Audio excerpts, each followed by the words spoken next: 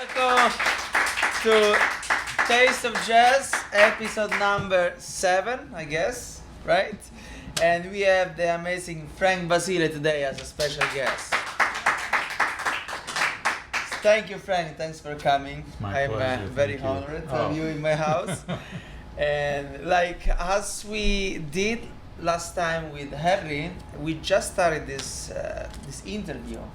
And so I'm very curious about what you are going to say to us. So my first question is, when did the love for jazz blossom for you? And if there is a specific influence or influences or story behind it? Okay, well, jazz in specific, that might be a little difficult to pinpoint, but I will say that when I was little, I was curious about the saxophone, and I don't know if that was because I saw it on TV or heard it on the radio and thought it looked cool or something like that. So I remember I was really interested in wanting to learn how to play the saxophone, but I had to wait until 5th grade when my school had lessons. 5th grade? What? How? So that's like 10 years old. Okay. 10 years old. But I had this teacher that said anybody who wants to play the saxophone has to start on a clarinet, because he was kind of he was a reed player. It's kind of like an old school. So I was like, okay, and I didn't have to, but I was trying to play by the rules, Right. Did you like clarinet? Yeah, I mean, I did like it, but I was ready to switch. I wanted to make the switch. So then I switched to the saxophone, and I'm not sure really when jazz came into the picture. One thing that I do remember was, I don't know if you ever seen the Woody Allen movie called Radio Days. You ever see that? I didn't, but I'm gonna do it tonight. Yes, it's a good movie. And there was a lot of big band stuff in the movie, like Benny Goodman stuff and Duke Ellington. I think that kind of opened my ears to some. I really enjoyed, hearing the music in that. And then when I went to middle school, they had a jazz band, and I thought, well, that sounds cool. And I kind of thought that was the coolest thing ever. So I did the jazz band in middle school, and I think just from there it kind of snowballed. I was like, I really like this, and I started listening to things. And when where was it? In Texas? No. That's where I went to college, but I grew up in Omaha, Nebraska. Okay. That's nice. So you start with clarinet, right? Yeah. And you step to alto saxophone, That's right? Yeah. And after you choose okay, I want to buy the most expensive one, the most bigger one. Why you did your transit to baritone saxophone? I think because when I was playing alto, when you're in school, you're in the concert band, and there was a whole big section of altos, and I think I've always kind of worked better on my own, figuring stuff out on my own. So I kind of didn't like being a part of a big section of altos. And at this one school concert, there was a saxophone quartet that played. And there was, alto, I think it was 2 altos, tenor, and baritone.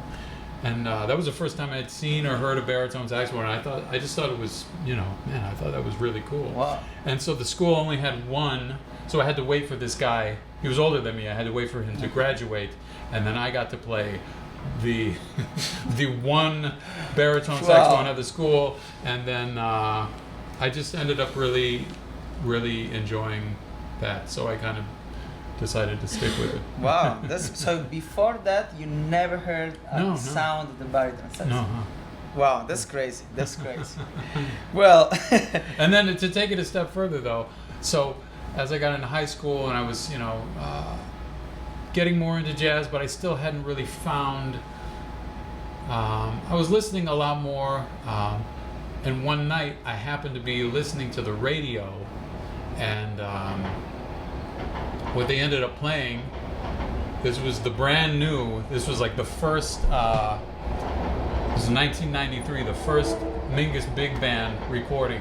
And I don't know if you know that recording, but Ronnie Cuber, I had no idea who that was, but I heard this thing on the radio. Ronnie Cuber plays this amazing solo, and it was really kind of like a life-changing moment where I heard that thing, and I'd never heard anything like that before, and I was like, that's what I want to do. Wow. And I heard that, and I pressed record on the tape deck, and I recorded off the radio, and I played that like a million times, and that was kind of like, that's kind of what set me off. So that was the moment where I think you understand so. I think that so. baritone saxophone was your way. Mm-hmm, mm-hmm. Wow, that's crazy.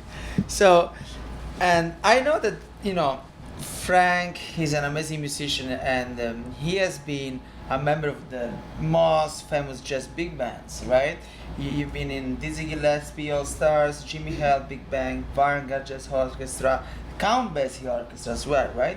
And this is just some of them, I know. But what can you tell us about your experience, and would you say that there is differences between each one in terms of sound and rhythmic feeling, For sure. Well, a lot of those bands have a very deep history, so, and a lot of those bands could kind of be, this day and age, kind of considered ghost bands in a way, because none of those, the only one that, may not really be like a ghost band would be the Vanguard Orchestra. Even though Thad Jones and Mel Lewis are no longer with us, they've kept on the tradition and brought in new music and things like that. But anyway, those bands all have long-standing traditions that, even to this day, the members are drawing off of, and a lot of that is dictated by the repertoire, the music that was written for the bands, and you could take each one of these, like the Basie band, it's coming out of, Kansas City and Lester Young, and kind of like a two-tenor thing, and and that all-American rhythm section, that has gone on throughout the years. And the way Count Basie kind of like set the table for the whole band. Mm-hmm. And, Dizzy Gillespie's band's coming out of, bebop, coming out of like the Billy Eckstine band, and then, one of the first bebop big bands. So that's, a different stylistic thing. And, so it's those bands had such an identity, which still kind of comes through. And I think even to this day, it's important to kind of retain some of that identity. Right. And how was your experience there? Like, do you like to play in big band? You prefer to play in a quartet or in a smaller band? Or Well, I like it all. I feel like the older I get, the more I would like to try to concentrate more on small group playing. Okay. But I mean, there's nothing like a great big band. And the key word though is there's a lot of big bands out there, but there's also a lot of mediocre big bands. But when you find there's really nothing like playing in a great big band. Right. When everybody's on the same page and locked in and really going for the same thing. But of course, and every instrument's function is going to be different. I love the function of the baritone saxophone in a big band because it's so versatile. You get a chance to play. Sometimes you're playing with the saxophone section. Sometimes you're playing with the trombone section. Right. Sometimes you're doubling the bass. Sometimes it's versatile. Yeah. So it's a fun challenge to be listening and try to find your position in that. And I will mention talking about different bands and the Basie band and your function. One guy who never gets mentioned, but like as far as like section playing for the baritone saxophone, Count Basie's baritone saxophone is Charlie Folks. To me, he's kind of like the gold standard for section baritone saxophone playing. And he never really soloed that much, but like was such a presence, and really checked off all the boxes. Wow, yeah, I would check it out. I didn't know about him actually. Yeah, but are you playing any gig with alto or tenor anymore? Oh no, certainly not. Just baritone, right? Just straight over there. That's good. So I have one more question for you, and like I and I think our audience as well, we like to know if you have any special project coming up. Yeah, there's a few things. I just did a recording in December. Me and the great Gary Simoleon, great baritone saxophonist, we kind of have a co-led quintet together, the Boss Baritones, and we just recorded in December for Steeplechase Records, and we've done some gigs around town. So I'm looking forward to that coming out. It was a nice record, and who's in the band? Well, we've had different people, throughout the gigs. On the recording, Steve Ash is playing piano, Mike Karn is on bass, and Aaron Sieber is playing drums. Right. And we have the record should be out, I think, in June, and we have some record release things. We have something at Smalls, and then we have a weekend at the Jazz Forum in Westchester. Right.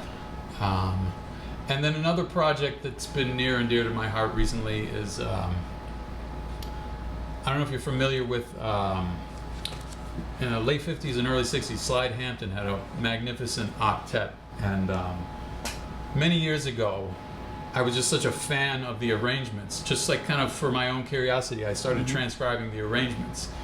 And bring it up.